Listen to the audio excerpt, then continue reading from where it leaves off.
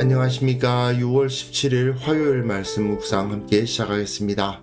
주님께서 오늘도 말씀을 통해서 우리와 함께 하시고 우리를 지켜주시기를 간절히 기도합니다. 오늘 본문은 창세기 19장 12절부터 22절까지 말씀이고요. 통독하실 말씀은 시편 28편에서부터 34편까지 말씀입니다. 오늘 본문은 롯이 소돔을 탈출하는 모습을 볼 수 있는데요. 이걸 통해서 인간이 가지고 있는 좀 초라하고 보기 민망한 그런 모습들을 살펴볼 수 있거든요. 과연 우리는 무엇을 추구하면서 살아가고 있는지 한번 오늘 본문을 통해서 생각해 보았으면 좋겠습니다. 그럼 먼저 말씀 보시겠습니다. 그 사람들이 롯에게 이르되 이외에 내게 속한 자가 또 있느냐? 내 사위나 자녀나 성 중에 내게 속한 자들을 다 성 밖으로 이끌어내라. 그들에 대한 부르짖음이 여호와 앞에 크므로 여호와께서 이곳을 멸하시려고 우리를 보내셨나니 우리가 멸하리라. 롯이 나가서 그 딸들과 결혼할 사위들에게 말하여 이르기를 여호와께서 이 성을 멸하실 터이니 너희는 일어나 이곳에서 떠나라. 그의 사위들은 농담으로 여겼더라. 동틀 때 천사가 롯을 재촉하여 이르되 일어나라. 여기 있는 내 아내와 두 딸을 이끌어내라. 이 성의 죄악 중에 함께 멸망할까 하노라. 그러나 롯이 지체하매 그 사람들이 롯의 손과 그 아내의 손과 두 딸의 손을 잡아 인도하여 성 밖에 두니 여호와께서 그에게 자비를 더하심이었더라. 그 사람들이 그들을 밖으로 이끌어낸 후에 이르되 도망하여 생명을 보존하라. 돌아보거나 들에 머물지 말고 산으로 도망하여 멸망함을 면하라. 롯이 그들에게 이르되 내 주여, 그리 마옵소서. 주의 종이 주께 은혜를 입었고 주께서 큰 인자를 내게 베푸사 내 생명을 구원하시오나 내가 도망하여 산에까지 갈 수 없나이다. 두렵건대 재앙을 만나 죽을까 하나이다. 보소서, 저 성읍은 도망하기에 가깝고 작기도 하오니 나를 그곳으로 도망하게 하소서. 이는 작은 성읍이 아니니까 내 생명이 보존되리이다. 내가 이 일에도 내 소원을 들었은즉 내가 말하는 그 성읍을 멸하지 아니하리니 그리로 속히 도망하라. 내가 거기 이르기까지는 내가 아무 일도 행할 수 없노라. 그러므로 그 성읍 이름을 소알이라 불렀더라. 롯이 소돔에서 나오는 이야기는 노아의 홍수 그리고 이스라엘의 출애굽과 비슷한 점이 많이 있습니다. 특히 하나님께서 이 세상에 행하실 최후의 심판이 어떤 모습일까를 생각하게 하는 것이기도 하죠. 근데 거기서 나타난 이 롯의 모습은 말씀에 온전히 순종하지도 못하고 있을 뿐만 아니라 뭔가 좀 초라해요. 주저하고 있고 하나님께 온전히 순종하지 못함으로 인해서 그가 가지고 있었던 사회적 지위와는 잘 어울리지 않는다라는 생각이 들게 합니다. 본문 보시면요. 그 사람들이 롯에게 이르되 내게 속한 사람들이 있느냐? 너를 따라올 사람들이 또 있느냐? 네 사위나 자녀나 성중에 속한 내게 속한 자들을 다 성 밖으로 이끌어내라. 롯과 연결되어 있는 사람들은 다 구원을 받을 수가 있는 거예요. 아브라함의 경우도 소돔이 멸망한다는 소식을 듣고 하나님 앞에 기도하지 않습니까? 저 안에 내 조카가 사는데 내 조카 좀 도와달라고 한 거잖아요. 결국 이 천사들은 그들에 대하여 부르짖음이 여호와 앞에 크므로 여호와께서 우리로 이곳을 멸하려 보내셨나니 우리가 멸하리라. 하나님께서 우리에게 이 일을 맡기셨다. 우리는 이 성읍을 멸할 것이다. 그러니까 너에게 속한 자들을 다 이 성 밖으로 이끌어내라고 말을 해줍니다. 그런데 문제는 롯이 나가서 그 딸과 정혼한 사위들에게 고하여 이르되 여호와께서 이 성을 멸하실 터이니 너희는 일어나 이곳에서 떠나라. 천사들로부터 들은 말을 그대로 전해주죠. 하지만 그 사위들이 농담으로 여겼더라라고 번역되어 있는데요. 이것이 킴샤헤크인데 샤하크 동사로부터 나오는 겁니다. 이 샤하크 동사가 웃었다는 뜻이에요. 이삭이 이츠하크가 돼서 이삭이 되는데 차하크 웃는다. 아브라함이 아들을 주겠다고 하시는 하나님의 말씀을 듣고 웃고 사라가 또한 같은 말씀을 듣고 웃었죠. 같은 단어가 여기서도 쓰이고 있는 겁니다. 아브라함의 불신앙이나 사라의 불신앙 그리고 이 사위들의 불신앙이 똑같은 단어로 표현되고 있습니다. 하지만 아브라함과 사라의 웃음은 그래도 이들이 하나님을 사랑하고 하나님을 따르고자 하는 사람들이었잖아요. 그러다 보니까 역시 똑같이 하나님의 말씀을 믿지 않았으나 이런 치명적인 결과를 가져오지는 않았죠. 하지만 소돔에서 살던 이들, 악한 행위에 길들여져 있던 자들이 하나님의 말씀을 믿지 않게 되면 치명적일 수밖에 없는 겁니다. 따지고 보면 90세가 된 사라가 아들을 낳으리라는 말씀이나 지금 하늘에서 불이 떨어져서 이 성읍이 모두 다 타고 멸해질 것이라는 말씀이나 믿기 어렵기는 마찬가지죠. 하지만 지금까지 하나님을 사랑하고 따르려 했던 아브라함이나 사라는 그 말씀을 믿지 못했다 하더라도 그 불신앙이 복으로 변하는 하나님의 은혜를 받을 만했으나 이처럼 하나님과 아무 관계 없이 살던 자들에게는 결국 최종 멸망을 의미할 수밖에 없다는 것을 여기서 보여주고 있는 겁니다. 동틀 때가 되었습니다. 천사가 롯을 찾아온 것이 저녁 때였습니다. 그런데 동틀 때가 되었어요. 롯이 그 시간 동안 뭐 하고 있었겠습니까? 사위들을 설득하고 있었을 거예요. 사위들아 지금 나가야 된다. 지금 빨리 나가지 않으면 우리 다 죽는다고 열심히 시간을 들여서 나가자고 했겠죠. 하지만 사위들은 전혀 믿지 않고 웃었지 않습니까? 결국 동이 틉니다. 천사가 재촉을 할 수밖에 없죠. 일어나 여기 있는 내 아내와 두 딸을 이끌라. 이 성의 죄악 중에 함께 멸망할까 하노라. 자, 롯에게 속한 자들은 몇 명이었던 겁니까? 롯이 원래 어떤 사람이었죠? 소돔 성문에 앉았던 사람입니다. 그 소돔의 장로 중 한 명이었어요. 소돔 성문에서 재판도 하고 어떤 행정적인 결정을 해야 할 때 중요한 의견을 내기도 했던 그런 사람이라는 말입니다. 그런데 정작 그 성중에 롯에게 속한 자들이 아무도 없고 기껏해야 아내와 두 딸밖에 없었다 하는 것이 여기서 나타나는 거죠. 그러나 롯은 계속 지체합니다.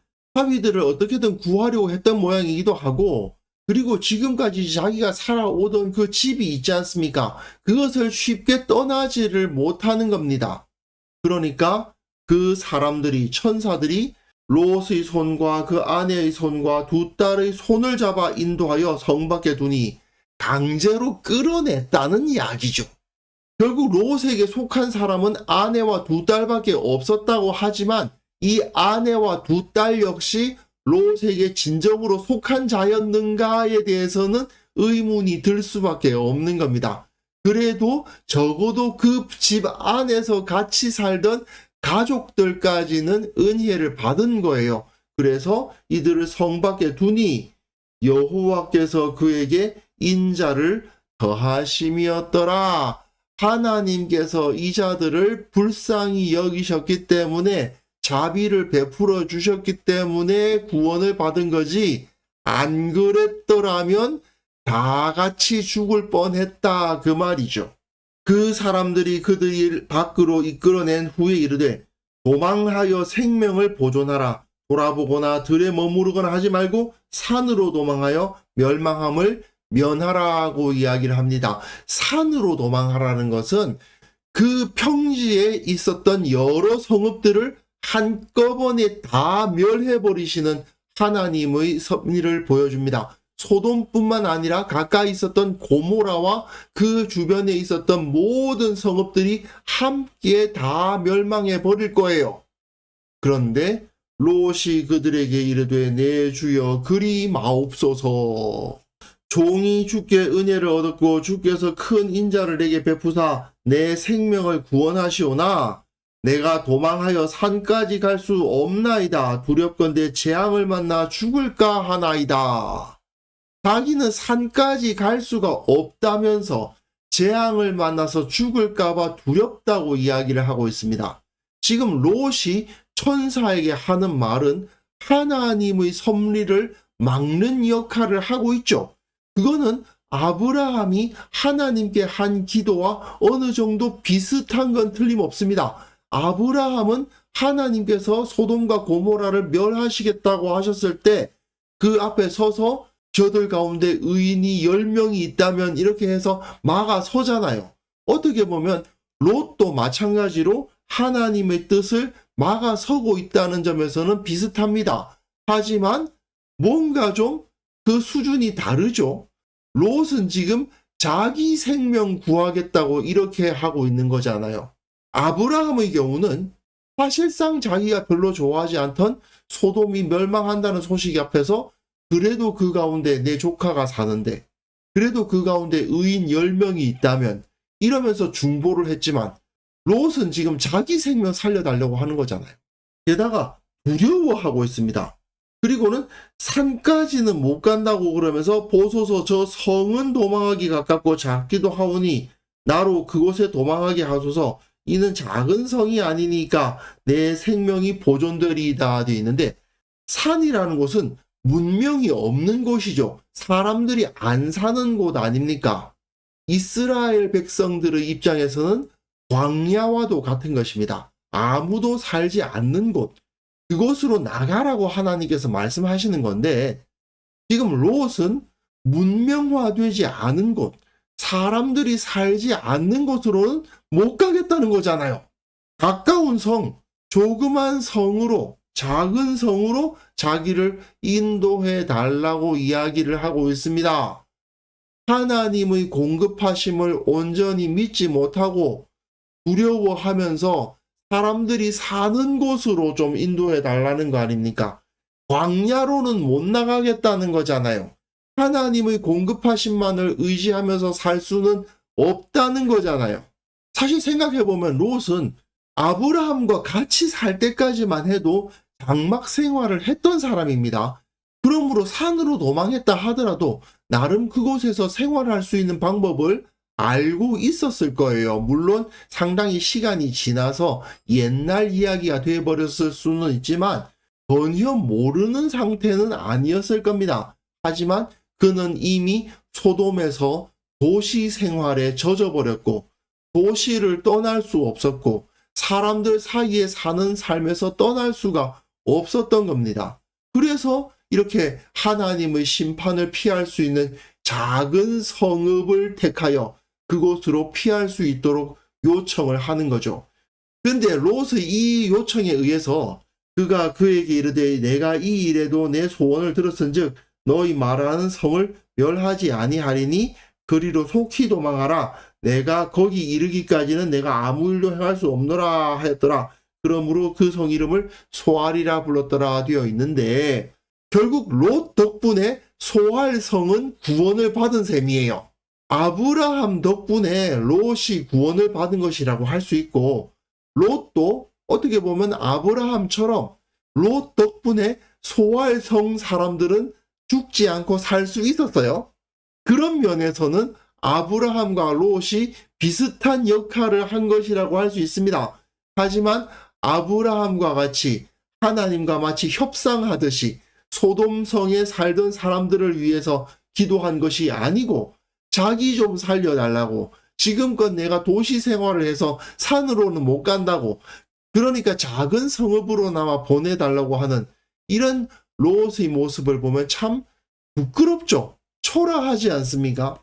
그래도 롯은 하나님으로부터 최소한의 은혜는 받았고 구원을 얻을 수는 있었습니다.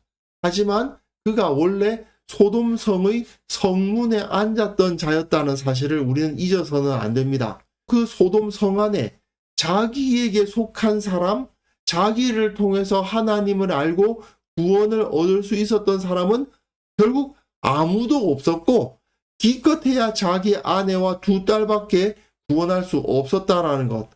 사실 그것도 천사들이 강제로 끌어내지 않았으면 구원받았겠습니까? 사실 롯이 소돔 성문에 앉아 있을 때까지만 해도 사람들의 눈에는 나름 대단해 보였을 수도 있습니다. 아브라함의 모습과 롯의 모습을 비교해보면 롯이 출세한 사람 맞습니다. 그러나 하나님 앞에서 롯은 껍데기만 그럴싸했을 뿐 아무 실속 없는 자의 모습이 바로 이 롯에게서 찾아볼 수 있는 모습입니다. 그렇다면 과연 우리는 어떤 삶을 꿈꿔야 될까요? 아브라함처럼 사람들이 보기에는 그냥 장막을 치고 사는 초라한 사람처럼 보이지만 하나님의 뜻을 좌우할 수 있을 정도의 영광과 권세를 가진 인생이냐? 아니면 롯처럼 겉으로는 대단해 보일 수 있지만 하나님 앞에서는 전혀 실속이 없는 인생이냐? 이러한 선택지가 우리 눈앞에 놓여 있다고 할 수 있지 않겠습니까? 과연 나의 인생은 어떤 인생인지 한번 돌아볼 수 있었으면 좋겠습니다. 그리고 우리가 어떤 인생을 꿈꾸어야 될지도 한번 생각해 보았으면 좋겠습니다. 그래서 이 시간 함께 기도하실 때는요, 세상의 헛된 것들 얻으려 노력하지 않고 하나님 앞에서 늘 진정으로 소중한 것을 얻기 위해 노력하는 자가 되게 하여 주옵소서. 이 땅의 그리스도인들이 세상적 가치관에 의해서 이것저것을 판단하는 어리석은 자들이 되지 않도록 도와주옵소서. 함께 기도하는 시간 가졌으면 합니다.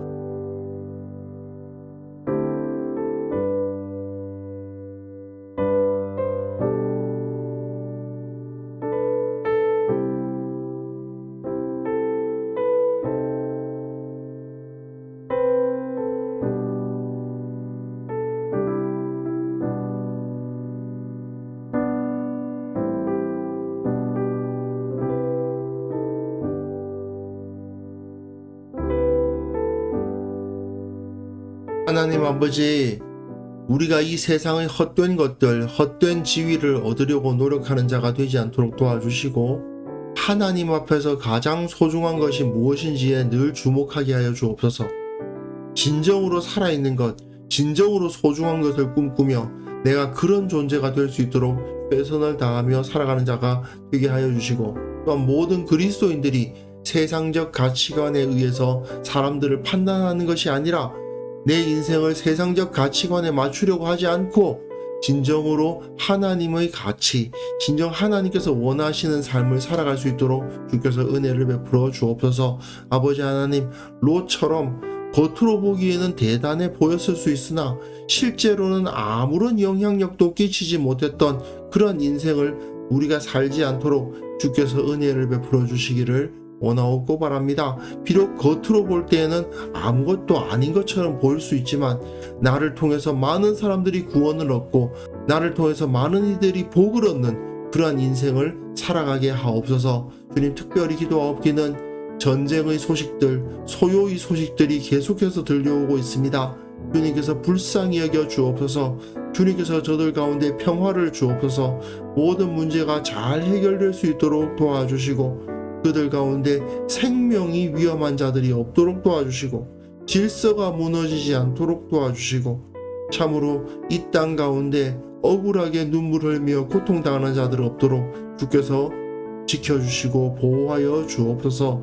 아버지, 오늘 하루 우리가 살아가는 그 모든 삶 가운데에서 진정 가치 있는 것을 위한 시간을 더 많이 보낼 수 있도록 도와주시고 최선을 다해서 주님의 모습을 담고 나를 통해서 복을 얻는 사람들이 늘어나고 그러므로 인해서 이 땅이 주님 앞에 거룩한 땅이 되고 하나님 앞에서 구원을 얻는 그런 역사가 일어날 수 있도록 주께서 은혜 베풀어 주시기를 원합니다. 주께서 우리를 도와주시고 우리와 함께하여 주옵소서. 감사드리옵고 예수님의 이름으로 기도합니다. 아멘.